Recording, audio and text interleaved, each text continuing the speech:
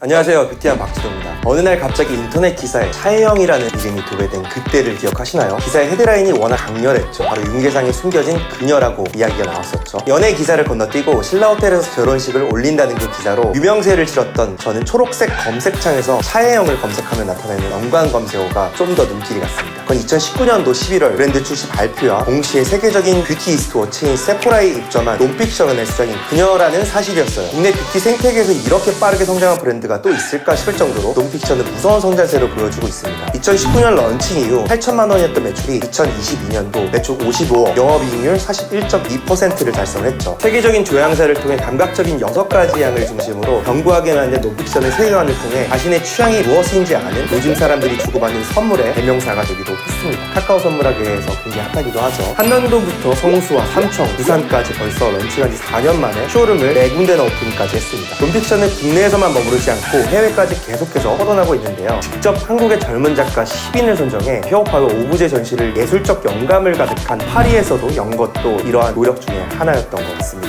윤계상의 그녀라는 유명세는 논픽션의 수장이라는 타이틀에는 그다지 필요하지 않아 보입니다. 가파르게 성장하고 있는 찐포정 프레그넌스 브랜드인 논픽션을 이끄는 수장인 차혜영 대표의 또 다른 직업은 80년대생 아티스트들이 모인 창작 집단인 스튜디오 콘크리트의 창업자라는 사실인데요. 파트너인 배우 유아인과 함께 한남동의 오래된 주택을 개조해 갤러리와 아틀리에, 카페, 구성된 복합 문화 공간인 공간 스튜디오 콘크리트를 창조해서 만든 그녀의 결과물이었습니다. 대학 졸업 후 프로덕트라는 이름의 패션 편집장을 10년 가까이 운영을 하다가 돌연 문화예술계로 뛰어든 그녀의 남다른 행보 논픽션에서도 그대로 드러나 있죠. 논픽션은 잘 만든 제품으로 승부를 볼 수 없다는 걸 명확하게 보여주고 있는 브랜드이기도 합니다. 특히 강력한 소비층인 MZ 세대들의 자연스럽게 지갑을 열 수 있도록 그들의 눈높이에 맞춘 마케팅 전략을 MZ 세대들을 사로잡고 있죠. 그 비결을 좀 더 들여다보겠습니다. 공간부터가 논픽션은 그 자체 MZ 세대가 다른 세대와 다른 이유 공시에 그렇기 때문에 이들의 소비 형태를 예측할 수 없는 가장 큰 이유도 바로 남들과 다른 것을 추구한다는 점입니다. 이들은 기존의 유명 제품 앞에서는 지갑을 열지 않습니다. 대신 뭔가 자신의 취향을 반영한 것과 같은 기존에 볼 수 없었던 제품 앞에서는 강한 소비 욕구를 느낍니다. 이것이 MZ 세대들이죠. 논픽션은 이런 MZ 세대들을 잘 공략을 했습니다. 무형의 향을 시각을 하면서 브랜드의 아이덴티티와 메시지와 컨셉이 바닥 마감재 하나까지 해도 잘 녹아들 수 있는 공간을 창조했었죠. 바로 논픽션의 쇼룸입니다. 이 논픽션을 브랜드만이 개성이 6가지 향을 조향해 핸드크림부터 바디 로션 등 다양한 바디 제품으로 선보이고 있는데요. 피부에 닿는 제품인 만큼 차갑고 세련된 이미지보다 마치 외할머니 집에 놀러간 포근한 친근한 공간을 담고자 했습니다. 이런 컨셉 아래 제품을 편히 경험할 수 있도록 세면대 필수의 생화와 채광을 누구나 머무를 수 있는 쇼룸을 구현을 했고요. 논픽션은 그 자체인 쇼룸을 MZ세대의 인증샷을 통해서 남기고 있습니다. 그들이 인스타 피드에 남긴 논픽션 쇼룸은 그렇게 자연스럽게 그들의 친구들에게 쇼룸마저 감각적인 브랜드로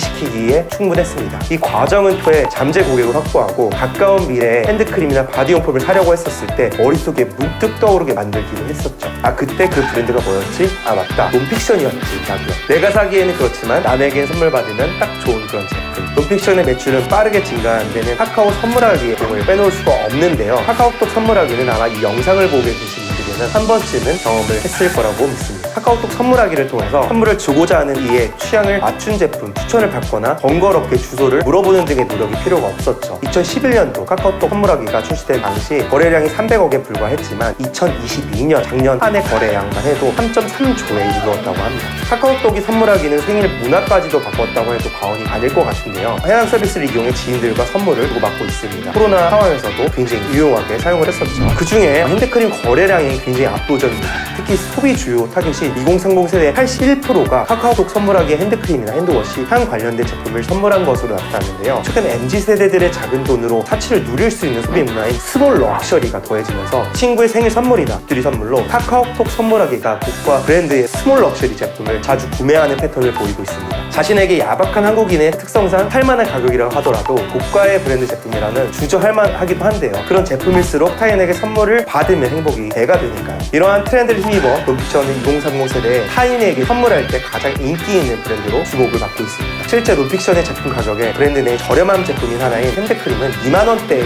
있고요. 향수는 최대 12만원까지 나가는 고가의 제품입니다. 그럼에도 불구하고 다른 브랜드에서 찾아볼 수 없는 논픽션만의 시그니처 향과 짙은 초록색을 기반한 패키징 디자인은 MZ세대들을 사로잡을 수밖에 없었습니다. 역시 비즈니스의 본질은 제품에 있다는 진리를 보여주는 사례라고 얘기를 할 수가 있겠습니다. 이보다 힙한 브랜드 메시지가 있을까요? 과도한 광고나 대형 유통망이 아니더라도 뷰티 생태계에선 독자 생존이 가능함은 논픽션을 여과 없이 보여주고 있는데요. 논픽션만이 브랜드 세계관을 넓힐 수 있는 원동력이자 브랜드를 관통할 수 있는 메시지가 브랜드의 중심을 잡고 있어서 아닐까 싶습니다. 논픽션이라는 단어는 원래 허구, 픽션이라는 있는 그대로라는 뜻을 이야기를 하는데요. 역사상 가장 바쁜 현대사회를 살아가고 있는 사회 초년생, 누구보다 고군분투하고 있는 MZ세대들에게 지친 자신을 돌아볼 수 있는 시간마저 아까울 수가 있습니다. 논픽션은 그런 MZ세대들의 빈틈을 파고들었다고 할 수가 있죠. 바쁜 생활이 연속이 되다 보면은 어느새 진짜 나라는 자아를 잊어버린 채 그저 휩쓸리며 하루하루를 살아갈 수 있음에 대해 논픽션은 정중을 울립니다. 목욕하는 시간만큼은 혹은 잠이 들기 직전만큼은 계속 울려대는 헤드폰은 한쪽으로 쏟아든 채 자신을 들여다보면서 리프레시라고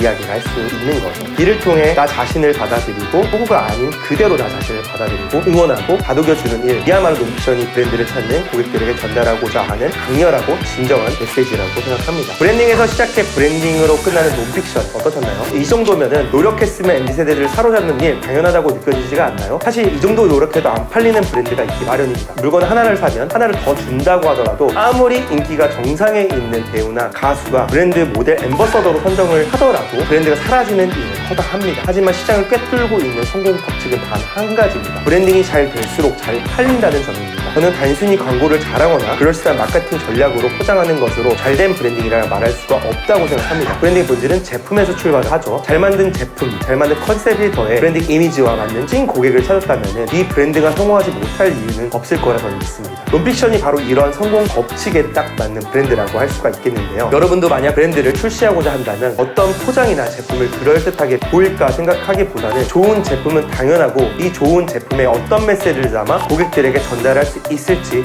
먼저 고민해보시기 바랍니다. 많은 고민이 더해질수록 여러분들의 브랜드도 논픽션만큼이나 시장에서 환영받는 브랜드가 될 수 있을 거라 저는 믿고 있습니다. 저는 논픽션 하면 생각나는 것들이 제가 가지고 있었던 뷰티 마케팅 방정식을 깨줬던 그런 브랜드라고 생각을 하고 있습니다. 이전에는 화해 방정식에 제품을 껴 맞추다 보니까 상 베이스에 대한 제품들을 우리가 유통 경로에서도 찾아보기가 굉장히 많이 힘들었었죠. 브랜드에서 출시하기도 굉장히 많이 힘들었습니다. 하지만 결국은 우리 오감, 결국 우리의 후감 이런 부분들이 너무나 중요하기 때문에 논픽션이 이런 패러다임을 깨졌던 브랜드라고 해도 과언이 아닐 것 같고요.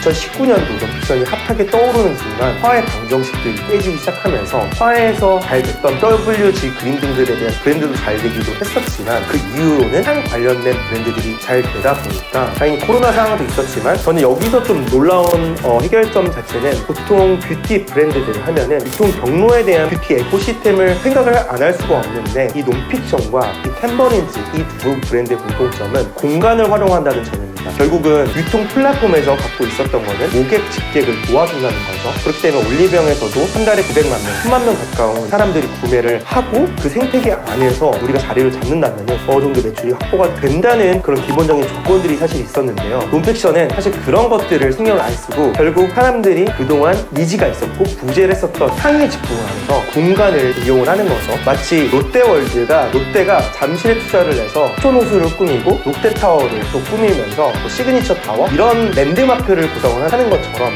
논픽션도 랜드마크에 집중을 한 것 같습니다. 그래서 이제는 좋은 로케이션보다는 나만 갈 수 있는 곳 그리고 그 공간에서 나한테 줄 수 있는 가치 이런 부분들을 논픽션이 굉장히 잘 표현을 했다고 해도 과언이 아닐 것 같습니다. 그래서 뷰티 마케팅 방정식이 하나 더 생긴 거죠. 공간 그리고 브랜드 이 두 가지를 넘나들 수 있는 이런 방정식이 하나 더 생겼습니다. 이상 뷰티형 마치도록 하겠습니다. 제 영상이 마음에 들었다면 구독, 좋아요, 알람 설정 부탁드리고요. 이 브랜드 스토리 관련돼서도 앞으로 더 들려드리도록 하겠습니다. 네, 감사합니다.